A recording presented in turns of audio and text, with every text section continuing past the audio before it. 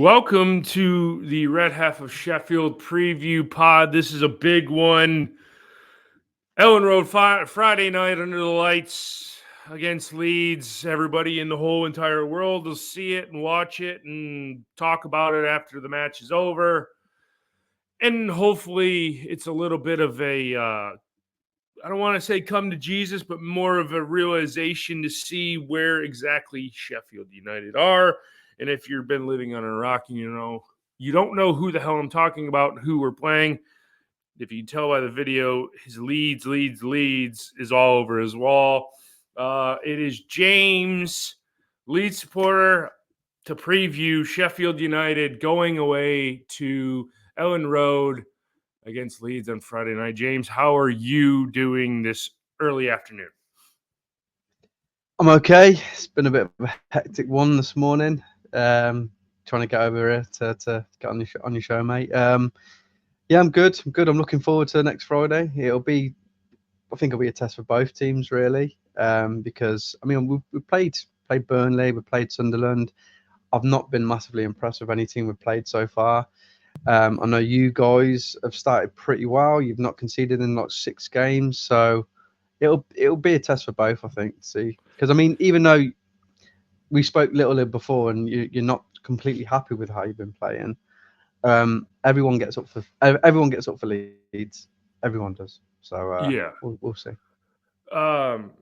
As I've said to pretty much everybody, every opposing team that I've interviewed, I said this league is not like the league we were in 2 years ago when it was us and Burnley, and we were, it was a competitive league to where Middlesbrough almost chased us down and took over second spot, and then we inevitably pulled away at the stretch.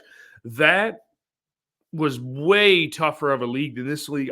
I think this league has good teams in it, not great teams, and I think there's a lot of bad teams to average to bad teams. Yeah. I think like 14 odd teams are probably bad or average to bad, and I think there's, of the ones that are good, maybe 6. I know that I know that number doesn't correlate to how many teams are in the league, but I just think then you have a few that are just like, you got like Preston, you got like your middle of the like Bristol City, you got your middle of the just blah, you're just a championship side, and I just think it's, I don't know, it's the golfing class is definitely growing because you have the teams with the parachute payments like us and you guys and Burnley, that if you're going to be competitive in this league, you're going to have to spend the cash, because it's almost like Premier League 2, where it's starting to like oil and water, and it's starting to separate, and it's, we'll always be up there unless we stay in here for 4 or 5 years and then have to reshuffle the numbers because we don't have enough to be competitive. But what's your thoughts on the championship, albeit 9 games into the season so far?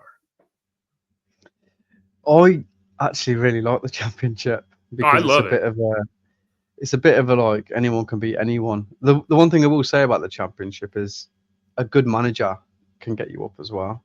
Like a good system will get you up, which is what we had when Bielsa come in. Like we had a very, very average championship team, and he come in and he put a system in place, and we looked phenomenal. I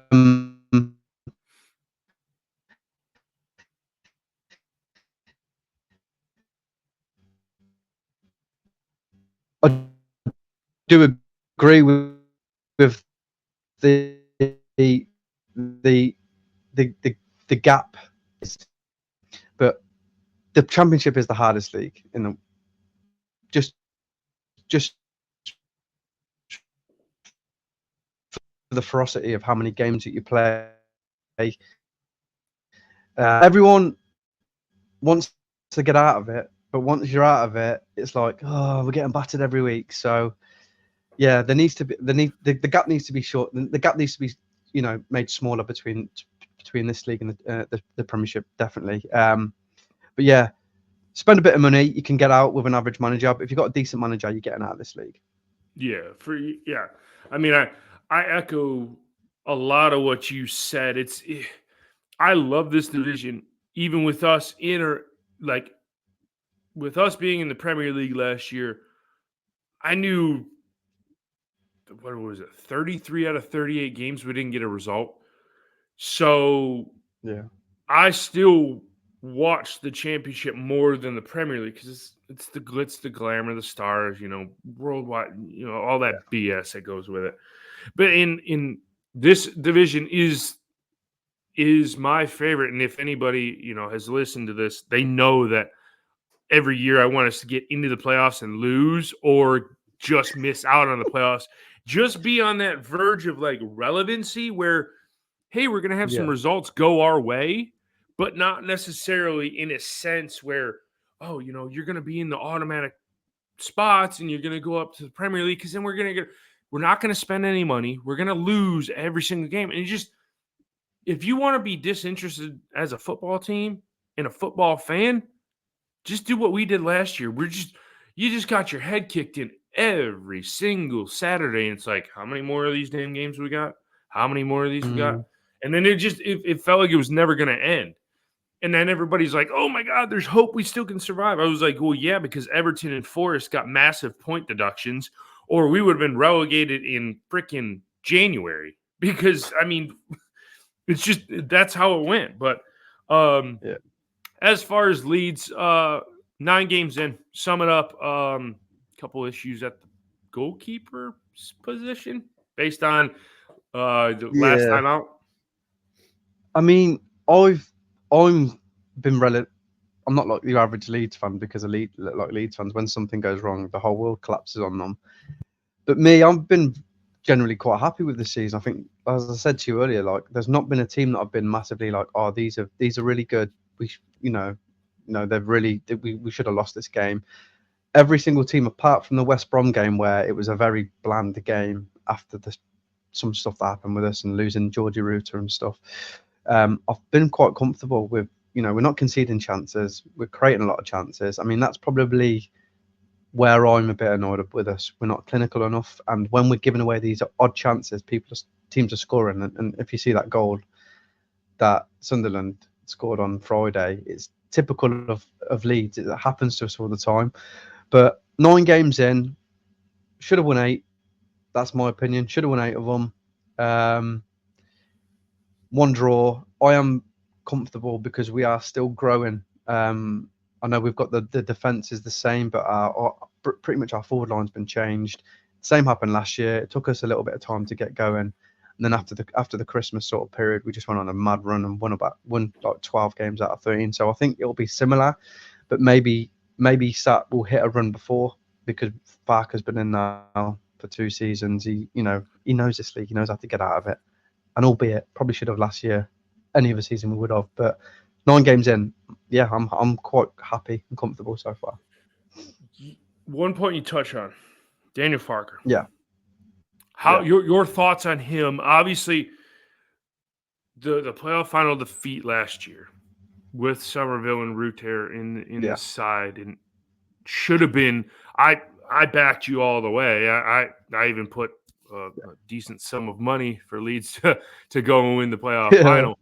Your thoughts on him? And I was really surprised, and maybe it was a in the moment reaction after the playoff final defeat. Surely they're going to sack him. Surely they're going to sack him. They didn't, it's good to see a club give a manager a little bit of stability and a little bit of backing, and not like, you make one wrong move and you're going to hang yourself and you're going to be out of job. I like what Leeds are doing to, they're trusting Farker enough to give him the keys to the ride to navigate him inevitably back to the Premier League. Your thoughts on it? Well, I think it's unheard of in today's football sort of market that managers are backed in there and they stay for long periods of time, making mistakes, they're out straight away. I look at the whole of last season as a one thing. I don't just look at the last bit where we sort of crumbled a little bit. As I said, 90 points, any other season we're up. We had a bad start. He come in within 4 weeks of the season starting. The takeover didn't happen. He needed to get a bunch of players in for us to be competitive. Then Then the middle bit, we were fantastic. The last bit, before the international break, we had that big run. The international break just massively killed us. I think it's the Wales lads, they got knocked out. Dan James missed the penalty to lose them, so their heads were all over the place. We had injuries to Nonto. Ruta had a hernia operation in that period as well, so he come back. He wasn't the same player. Yeah, we just didn't have enough to get us over at that moment. So it was rubbish. It was a bit. No, I went to the playoff final as well. I went to Wembley to watch it, and I went for a piss. And as I went for a piss, they scored. So I sort of like, I blame myself for like not being on there watching it. But superstitious. Yeah, I am very, very stuff like that. Yeah, I am. But I look at it on the whole, mate. It was a good season. It was a good season. We just had two outstanding teams that were just, like I say, and we beat both of them. We did the double over both Leicester and Ipswich, and the team that we didn't beat and beat us all the time was Southampton. We had them in the playoff final. So and we don't, and Leeds and playoffs, they don't mix. They don't. It never happens. We never go. We never win them. So to keep hold of him, knowing that we were going to lose some players, having that stability in the manager role was probably a good move, considering that we were going to lose players.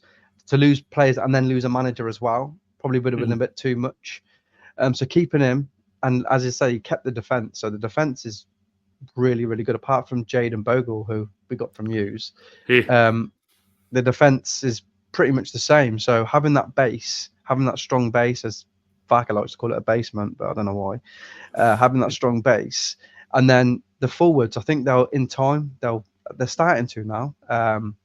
They'll connect together, and I think we'll be fine. But keeping him was massive for me. I think we needed to. Yeah. The Ethan Ampadu injury. How massive of a loss is that? Because he almost did a 180, because I don't know if you delved into him when you guys first signed him, but he played for Sheffield United in this. That was the season we got our heads kicked in the half COVID, half not season, and got relegated. And that dude lost his last year's Easter egg. It seems like he's grown into the lead side. I mean, he was a boss in that midfield. How big of a loss is that? It's big. He's our captain. He's a good player. He's a really good player, and I think he had a lot of seasons where he was shipped out. Like he went to Hughes, he went to France, he went to somewhere else. I think he got relegated 3 times in a row. Yeah, but I think he just needed someone to put their arm around him and say, "Yeah, this is your home." Give him a bit of belief. It's a big loss. It's a big loss, no doubt, because he also can cover centre back as well if we miss out there. But having watched Tanaka and Rothwell in the Sunderland game, I am not as worried as I was before that game, because I think they're good. Tanaka's good, and Rothwell really surprised me. He really grew into that game and really started controlling it. So it is a big loss. It's massive. I think we've got enough there. It's just if we get an injury again, if we get an injury to one of these, that's when I think we'll struggle. But I think we've just got some cover in Kouate. He's a free agent, so massive loss for us. Not as bad as I thought it was going to be. Garev as well. We lost him, and he was just as important to us as well. So cover's good. Big loss from Ampadu. I'm sure I think he'll be back before Garev though. So big loss, mate. Big loss. Okay, let's get into it. How does it go Friday night under the lights? 5-0, 4-0, hammering by Leeds. What's your thoughts? My thoughts that I think we hammer every team, so it's not just a Sheffield United thing. But as I say, teams tend to turn up to play against Leeds, especially Yorkshire derby. It'll be a big game under lights. Wilder's already stoked the fire. He's already put some comments out and is made that a bit of a rivalry. So the thing I like about Farker is he doesn't get involved in all that. He's just very, very respectful. He does his job. He goes out there. If we play our best, I think we could do us in. We could hit a few, but we are Leeds, so you get one chance and you score, and it makes us go like, oh. Yeah. It could be any score, but yeah, I'm confident that we're going to win. But as I say, Sheffield United momentum does matter, even if you think they're not playing as good as they should be, or we haven't played good teams. Even winning against shit teams, sorry, my language, even winning against teams lower league, lower in the league, if you put a good run, it can carry you against the good teams because you've got that momentum. So yeah, I'm looking forward to it because this will probably be the biggest test for us. I'm thinking it will anyway. But yeah, it'll be definitely the biggest test we've played all season. I think Leeds do win this game. It could be a very comprehensive victory. 3-1 maybe, but on yeah, the flip side, I could also see Leeds not taking their chances and it being the most boringest, like watching paint dry 0-0 or like a 1-1. yeah, There's too many variables to almost predict an exact score for this. It's really hard because we're coming out of an international break, so on and so forth. yeah, So, you know, I'm curious to see how both teams come out of that with ample rest, ample time to train. Bogle will probably hit us for 3 or 4 because I mean he's just going to because I mean you guys signed him and I mean I don't know what the reviews are on him, but he sucked a bag of ass when he was here, and I was like, thank God somebody took him off of our hands. But yeah, I don't know. It's too. I'm leaning towards a Leeds victory, but I also could see where it'd be 1-1. Or it could be 0-0 and just be like, you're pulling your hair out, like, dude, this is boring. yeah. Why am I watching this? But yeah, we shall find out on Friday night under the lights, Eland Road, as I said. James, before we get out of here, drop the podcast and where the people can find you guys. So there's 2. We're on tonight, Leeds House. Me, Danny, and Kev will be just talking, probably do a little review of the season. And then on Friday nights, we're over at Naup, which is more of a, how do I explain this show? It's we talk about Leeds. We have a few little crazy segments where we sort of try and mix it up a little bit because there's a lot of the same content out there. So we try and throw in a little few different bits and bobs. So Friday nights on Naup, Sunday nights on Leeds House Sunday Club. Yeah, that's where you'll find me and my pals. Cool deal. Check it. We'll have to check it out. One last thing before we get out of here. Yeah. I ask every opposition view that comes on the pod your go-to match day beverage. Oh, me. I'm not really a big drinker, you see, but when I do, it's usually a cider. I usually like a fruity cider.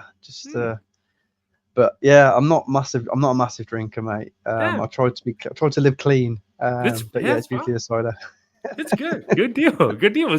That's becoming, and when I ask you your favorite match day beverage, it doesn't have to be an alcoholic beverage. It could be just tea if you want it. But I mean, it's crazy to see all the different varying, and sundries of different types of beverages that people drink on match day. It's crazy. And cider's starting to make a run. I guess it's something weird where just people are in a cider niche, but it always makes it interesting. If you guys haven't done so, follow podcast Red Sheffield on Twitter X, at Red Sheffield on Facebook, Instagram, the Red Half Sheffield on this YouTube page you're watching. And until Friday night, under the lights at Eland Road, I will leave you with Up the Blades.